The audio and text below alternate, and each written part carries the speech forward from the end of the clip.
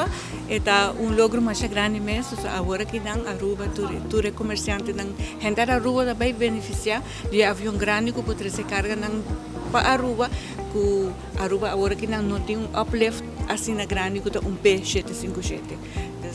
Fruta, verdura, flor, farmacêuticos, tudo isso não pode chegar a Aruba com preço mais barato também. Nós temos hobby cliente acaba e agora que não se tem mais cliente a bordo.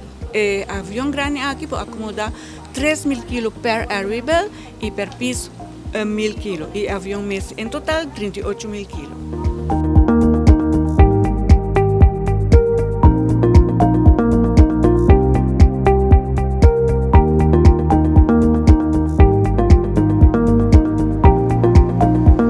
Celebrando que el logro por fin conocí un avión más grande, cupo cuánto más carga, 3.000 kilos y 1.000 para cada piso.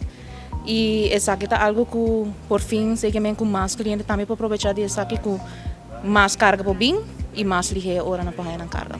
Agora é Boeing 757 de Jaluna para Jabierna.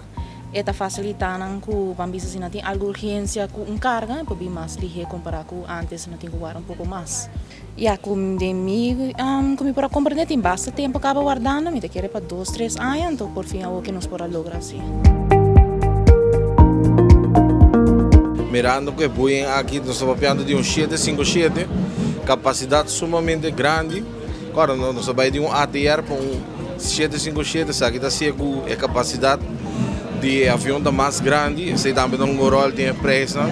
Então, nós a pouco de temporada de fim de ano também tentando, nós queremos a invitação para o povo de Aruba aproveitar desse uso de serviço de digital.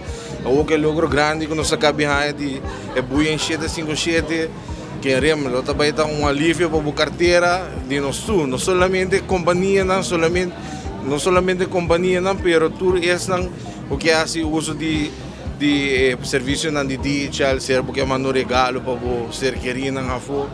Essa aqui é logro para nós todos, para nós saber sentir ele mais lá de nossa carteira seguro. Todo dia nós voamos de Luna para Jabierna e é bom também que chega à noite e ainda trampamos, mas não chega a estar duro de bater para assim o processo para vai malia para todo cliente na Aruba. Nós invitamos o povo de Aruba bem e assim uso de um serviço queremos, vai estar contente.